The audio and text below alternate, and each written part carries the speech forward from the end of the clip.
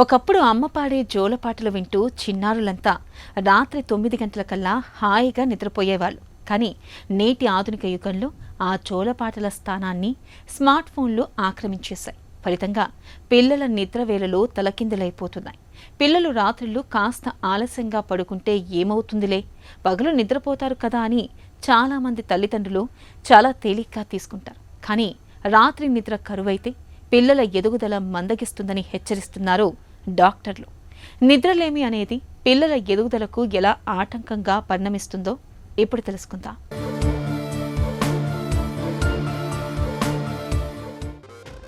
నిద్ర సుఖమెరుగదు అంటారు పెద్దలు.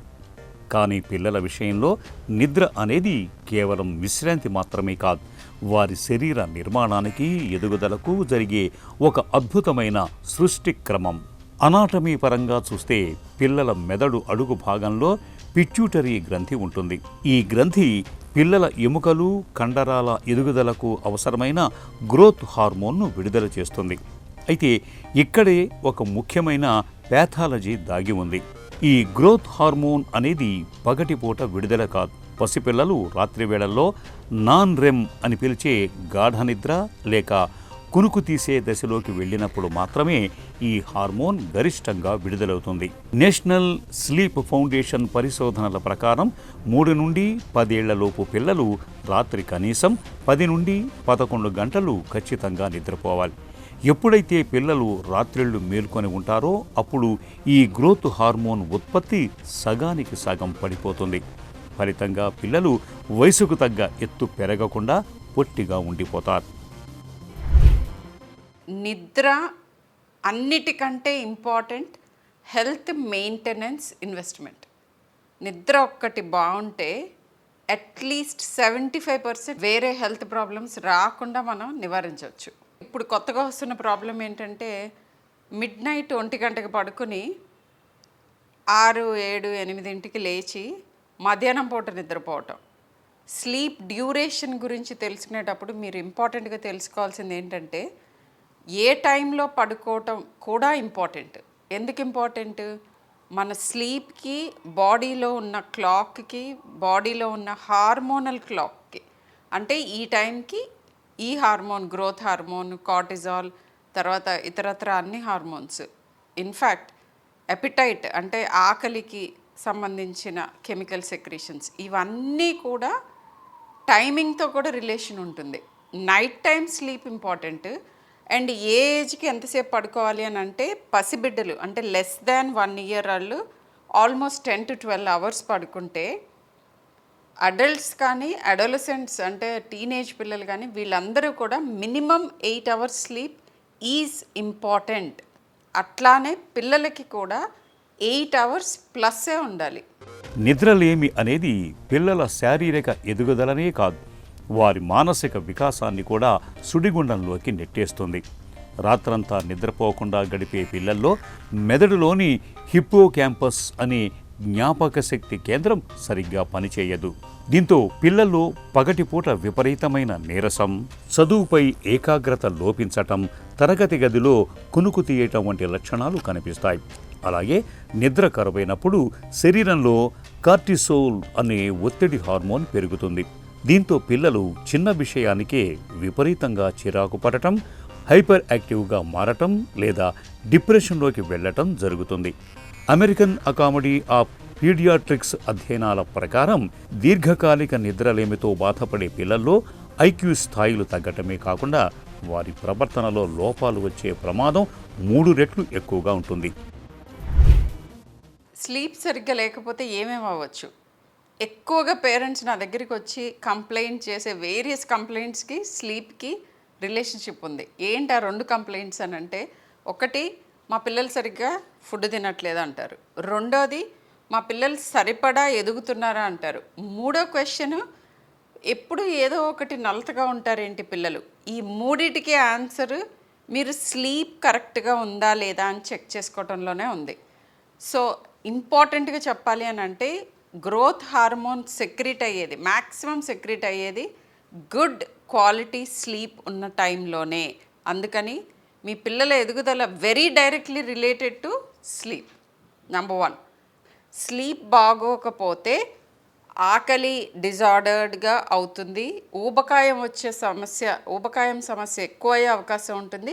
అండ్ ఇక అక్కడ నుంచి మళ్ళీ స్లీప్ డిస్టర్బెన్సెస్ ఇట్లా ముందుకే వెళ్తూ ఉంటాయి సమస్యలు. So very important sleep quantity and quality. Mobile phones or any kind off screen, బాగా ఉద్రిక్తత అండ్ ఉద్వేగం, ఇవన్నీ ఇమోషన్స్ని ట్రిగర్ చేసే కంటెంట్ స్లీప్ టైంకి ముందు చూస్తే డెఫినెట్గా మైండ్ కామ్ డౌన్ అవ్వదు. రెండోది బ్లూ లైట్ ఎమిటెడ్, అందుకని కూడా స్క్రీన్స్ డెఫినెట్గా స్లీప్ని డిస్టర్బ్ చేస్తాయి. సరిగ్గా నిద్రలేని పిల్లలకు ఊబకాయం వచ్చే ముప్పు ఎక్కువగా ఉంటుంది. పిల్లలు లావుగా అవుతుంటే ఎక్కువ తింటున్నారనుకుంటారు. కానీ అసలు కారణం నిద్రలేమి కావచ్చు. నిద్ర సరిగా లేనప్పుడు ఆకలిని పెంచే ఫ్రెలిన్ హార్మోన్ పెరుగుతుంది. కడుపు నిండినట్లు చెప్పే లెప్టిన్ హార్మోన్ తగ్గిపోతుంది. ఇలాంటప్పుడు పిల్లలు అర్ధరాత్రి వేళల్లో జంక్ ఫుడ్స్ తినటానికి ఇష్టపడతారు. ఇది చిన్న వయసులోనే ఊబకాయం, టైప్ 2 డయాబెటీస్కు దారితీస్తుంది. అలాగే నిద్రలోనే మన శరీరం ఇన్ఫెక్షన్లతో పోరాడే సైటోకైన్స్ అనే ప్రోటీన్లను ఉత్పత్తి చేస్తుంది. నిద్ర లేకపోతే రోగ నిరోధక శక్తి క్షీణించి పిల్లలు తరచుగా జలుబు, దగ్గు, ఎలర్జీల బారిన పడుతూ ఉంటారు. ఇలాంటి లక్షణాలు కనిపిస్తున్నప్పుడు కారణాలను తెలుసుకోవటానికి డాక్టర్లు పొలిసోమ్నోగ్రఫీ లేదా స్లీప్ స్టడీ అనే పరీక్షలు చేస్తారు. కొన్నిసార్లు పిల్లల్లో టాన్సిల్స్, ఎడినాయిడ్స్ వాపు వల్ల రాత్రి ఊపిరి ఆడక నిద్ర చెడిపోతుంది. దీన్నే అబ్స్ట్రక్టివ్ స్లీప్ అప్నియా అంటారు. నిద్రకి సంబంధించిన సమస్యలు కొన్ని ఉంటాయి. Multiple arousals, night terrors, somnambulism. కొంతమంది నిద్రలో నడుస్తూ ఉంటారు, మాట్లాడుతూ ఉంటారు, పళ్ళు నూరుతూ ఉంటారు. ఇవన్నీ పారాసోమ్నియాస్ అంటాం. వీటిల్లో చాలా వరకు నిద్రకి సంబంధించిన సమస్యలు చిన్న చిన్న లైఫ్ స్టైల్ మోడిఫికేషన్స్, చిన్న జాగ్రత్తలు ఇలాంటివి చేయటంతోనే తగ్గిపోతాయి. కానీ కొంతమందికి అండర్ డాక్టర్ సూపర్విజన్ ఆఫ్టర్ మొత్తం టెస్టులు చేశాక కొంతమందికి కొన్ని రకాల మందులు ఇవ్వాల్సిన అవసరం ఉంటుంది. అది ప్రాపర్ ప్రొఫెషనల్ ఇస్తే ఇట్ ఈస్ సేఫ్. కానీ ఓవర్ ద కౌంటర్ నాకు నిద్ర పట్టట్లేదు మెడిసిన్ ఇవ్వు అని చెప్పి తీసుకోవటం అనేది ఎక్స్ట్రీమ్లీ డేంజరస్. పిల్లలు గురక పెడుతున్నా, నిద్రలో అస్తమాటు కదులుతున్నట్టు అనిపిస్తున్నా, అండ్ మంచిగా 8 to 10 hours స్లీప్ తర్వాత కూడా వాళ్ళు ఫ్రెష్గా అనిపించకపోవటం, లేచిన వెంటనే తలనొప్పి ఉండటం, లేవలేకపోవటం, ఇలాంటివన్నీ స్లీప్కి సంబంధించిన సమస్యలు మీకు ఏమనిపించినా కానీ ఇమ్మీడియట్గా అడల్ట్స్ అయితే ఫిజిషియన్, పిల్లలైతే పీడియాట్రిషియన్ దగ్గరికి వెళ్ళాలి, డిస్కస్ చేయాలి, తెలుసుకోవాలి. అండ్ ఊరికినే బరువు పెరుగుతున్నట్టు అనిపిస్తున్నా, ఇట్లాంటి వాటి అన్నిటికీ కూడా స్లీప్కి రిలేషన్ ఉంటుంది. Daily same time bed time చేయాలి పిల్లలకి. పడుకోవటానికి 3 గంటల ముందు, పిల్లలైతే అట్లీస్ట్ 2 hours ముందు ఫుడ్ ఆపేయాలి. ఇవి కాకుండా పడుకునే ఏ రూమ్లో అయితే పడుకుంటారో పిల్లలు డార్క్గా ఉండాలి, డిమ్ లిట్గా ఉండాలి. అండ్ పక్కనే పడుకుని daily one of the parent story telling, ఇది extremely good and extremely important.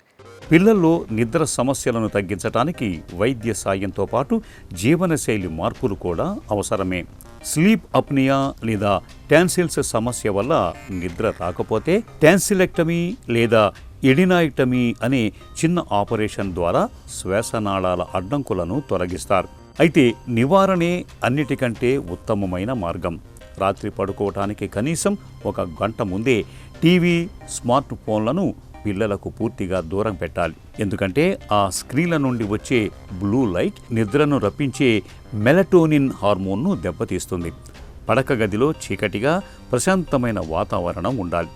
పడుకునే ముందు గోరువెచ్చని పాలు ఇవ్వటం మంచిది. ఈ జాగ్రత్తలు పిల్లలకు చక్కగా నిద్ర పట్టేలా చేస్తాయి.